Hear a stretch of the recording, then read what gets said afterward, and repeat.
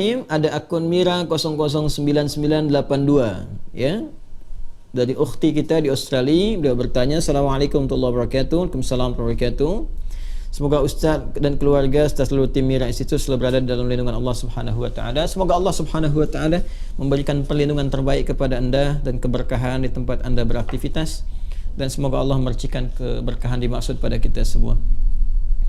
Baik, Ustaz izin bertanya, apabila di masa lalu pernah lalai dalam menjalankan solat, lupa ya beberapa kali, apakah wajib diganti ataukah cukup dengan bertaubat kepada Allah? Karena saya pernah mendengar tidak boleh melaksanakan solat sunnah sampai semua solat yang pernah ditinggalkan diganti. Tapi saya juga pernah mendengar cukup bertaubat kepada Allah dan berjanji tidak akan mengulangi lagi. Mohon bimbingannya Ustaz. Allah barik fi.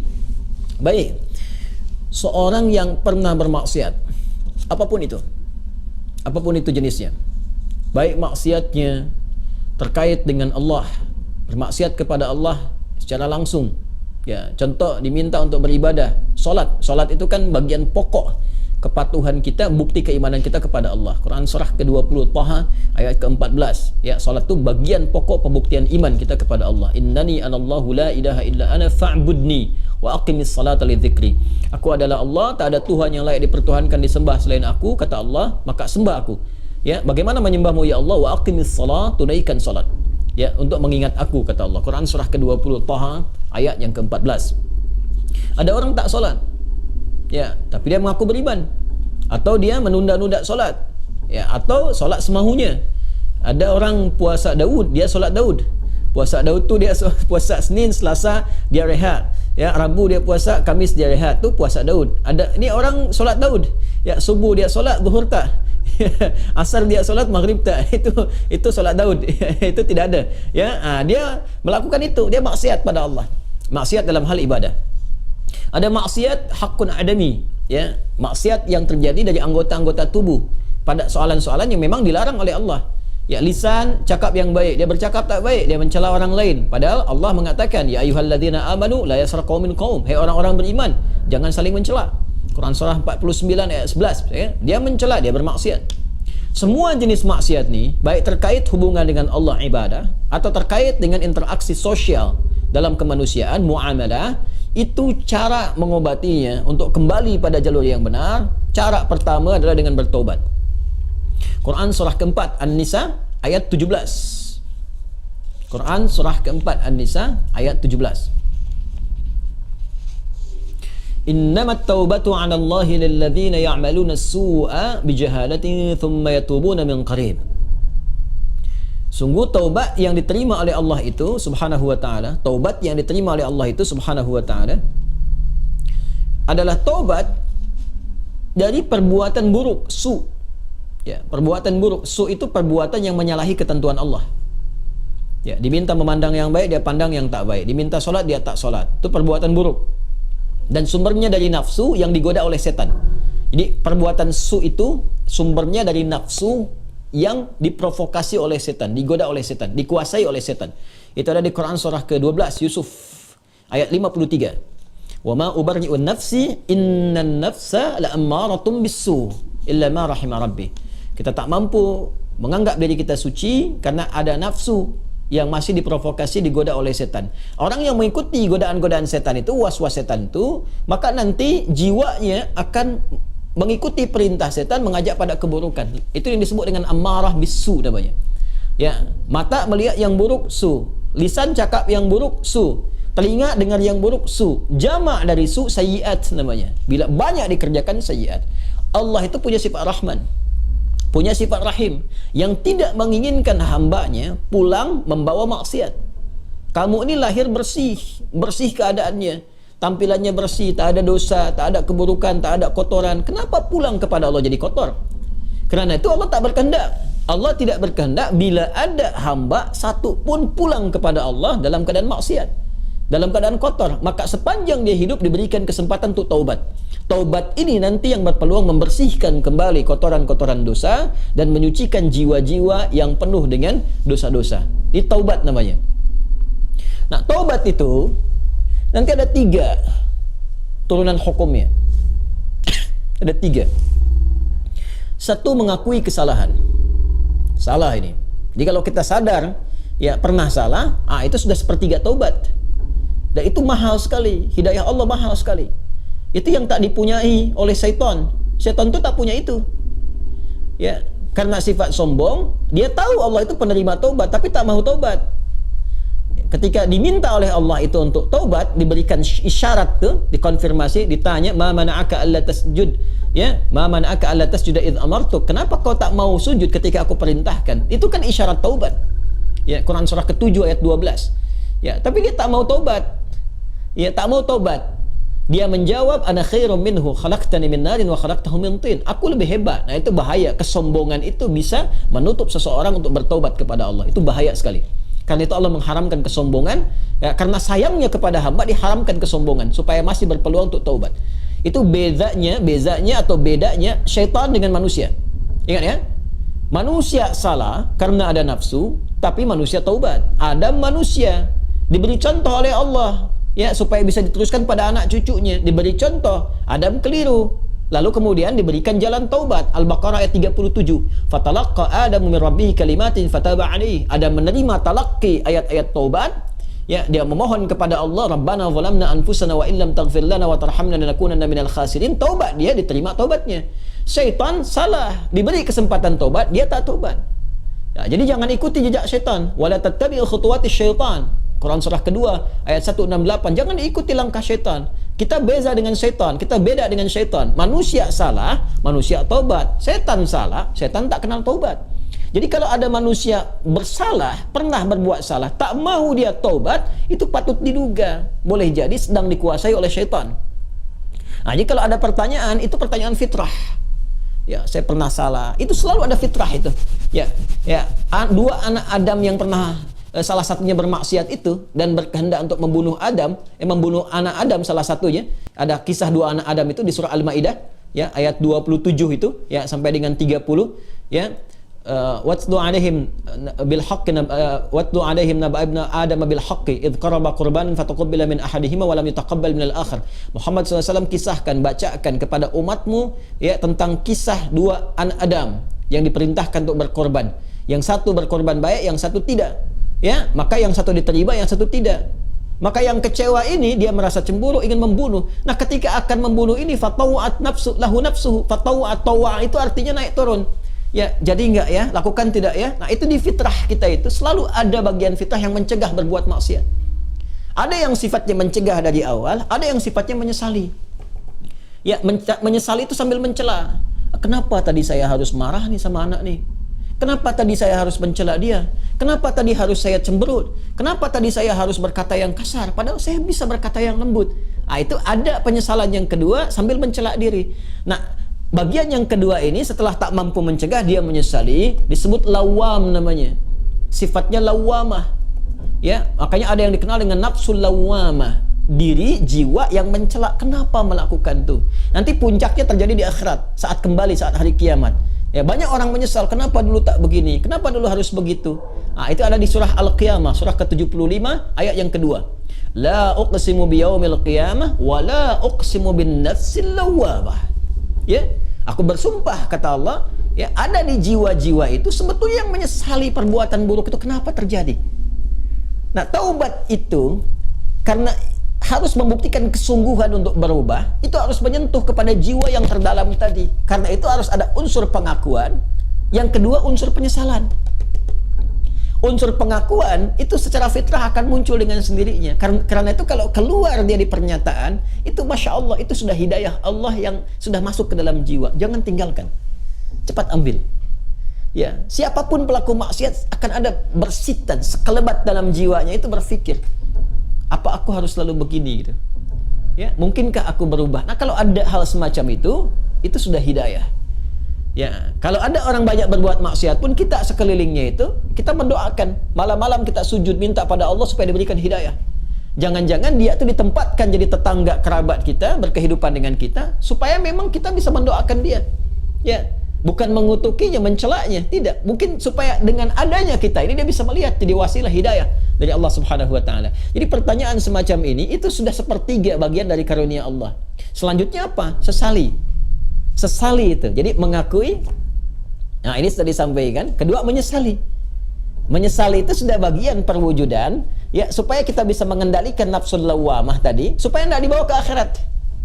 Ya, jadi dengan menyesal itu nanti digugurkan oleh Allah hal-hal terkaitnya sehingga lapang hati kita. Ciri orang taubat itu, ya, kalau dia sudah bertobat mendekat kepada Allah, yang pertama diberikan oleh Allah kelapangan hatinya, ada ketenangan.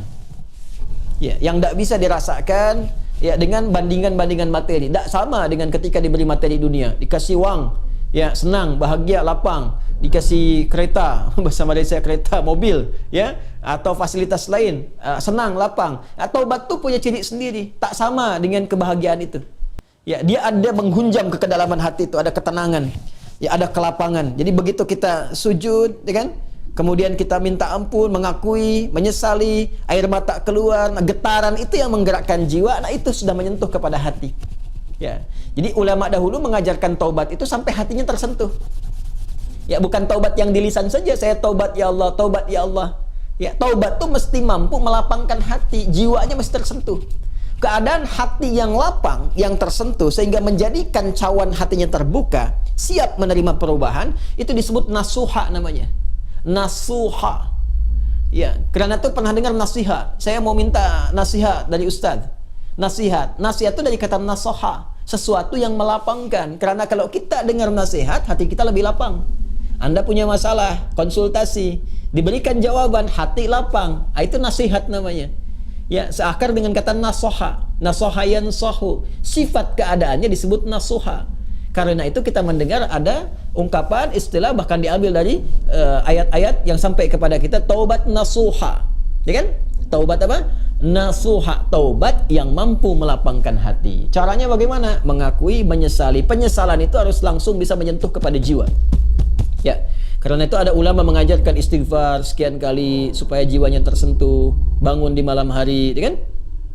Yang ketiga, di bagian terakhir, membuktikan perubahan dari hasil taubat itu.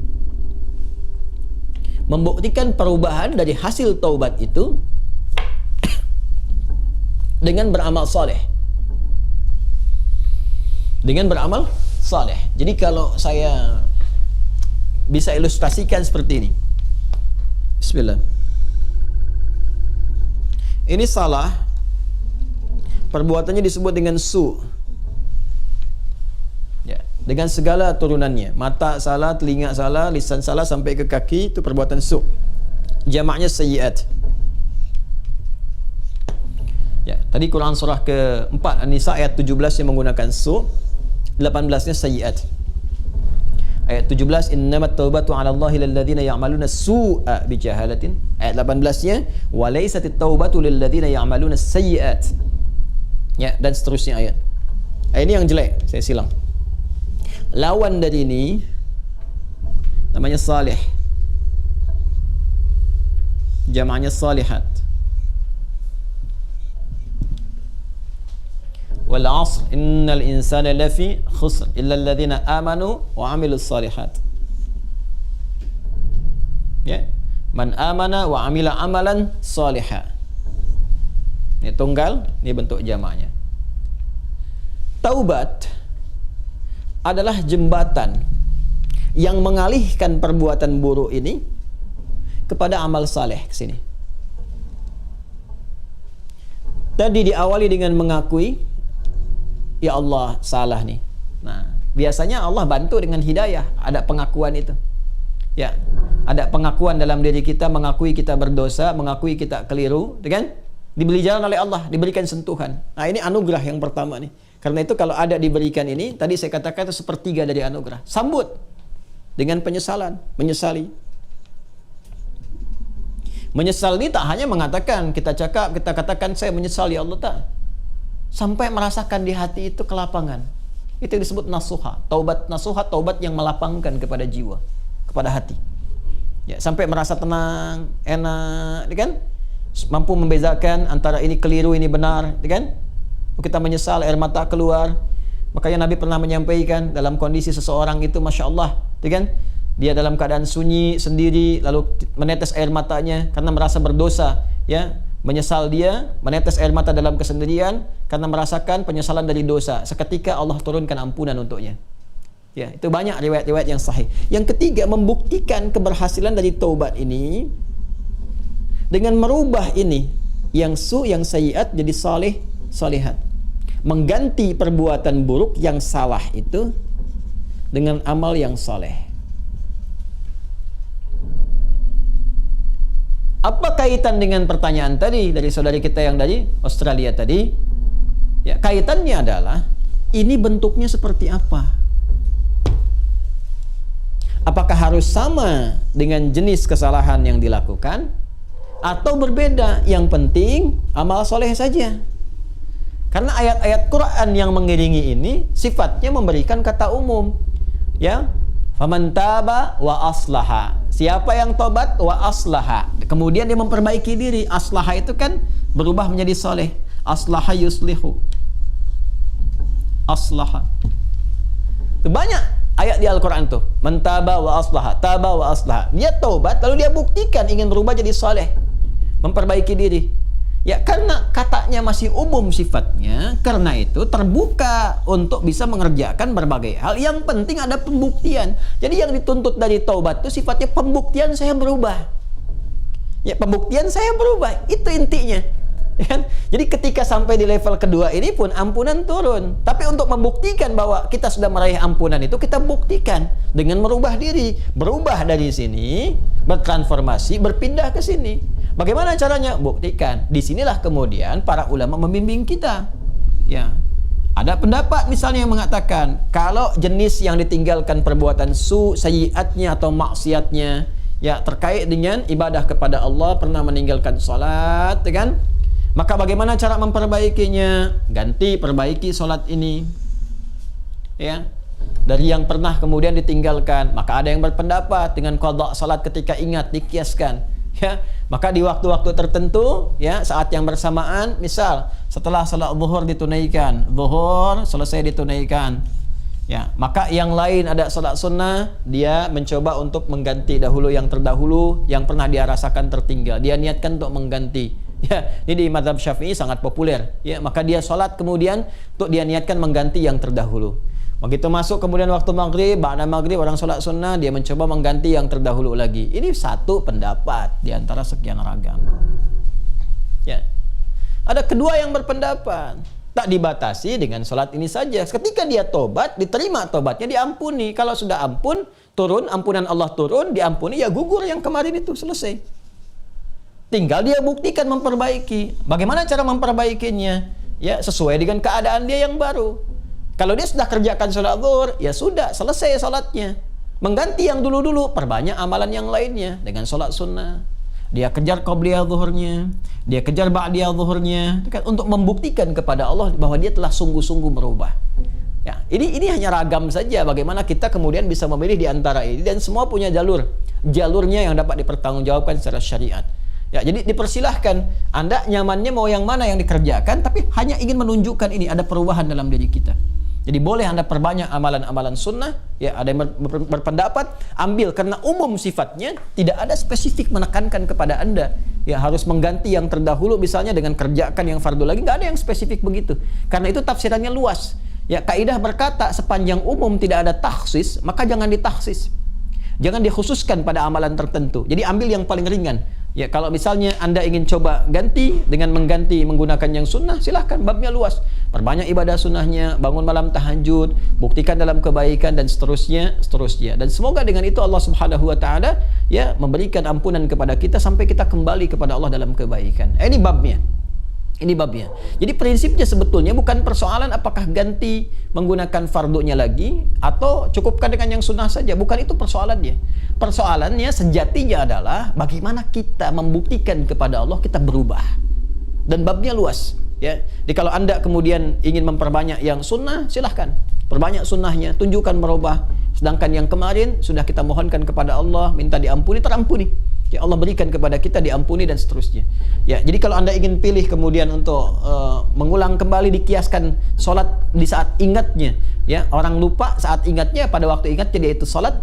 Ya, orang tertidur bangun saat bangunnya dia itu sholat. Misalnya ada orang tidur dari subuh, kemudian dari sebelum subuh dia tidur, bangun-bangun dia jam 10 misalnya kan. ya baru ingat dia belum sholat subuh, maka saat ingatnya itu dia kemudian menunaikan sholatnya. Nah, ini dikiaskan kepada keadaan seperti itu, ya kemudian dia tunaikan. Adapun orang-orang yang kemudian dia ingin memilih, saya ingin perbanyak yang sunnahnya saja, tak ada masalah, ya tak ada masalah, ya jadi silahkan perbanyak sholat sunnahnya, dan tidak ada satupun dalil yang spesifik mengatakan dilarang menunaikan sholat sunnah sebelum yang fardunya tercukupi dahulu. Kita pun tak tahu berapa fardu yang sudah tertinggal, bagaimana mencukupinya, ya, jadi nggak ada dalil spesifik seperti itu. Yang ada adalah terbuka luas untuk kita beramal, membuktikan kesungguhan kita telah berubah. Wallahu ta'ala a'lam bis-shawab, dan semoga Allah menerima taubat yang kita mohonkan kepada Allah, dan tidak ada semua kita yang bebas dari kesalahan. Saya, Anda, kita pun pasti pernah berbuat salah, dan Allah sangat mencintai pelaku maksiat yang bertaubat dibandingkan dengan seorang yang saleh yang tidak pernah merasa salah dalam kehidupannya. Wallahu ta'ala a'lam bis-shawab.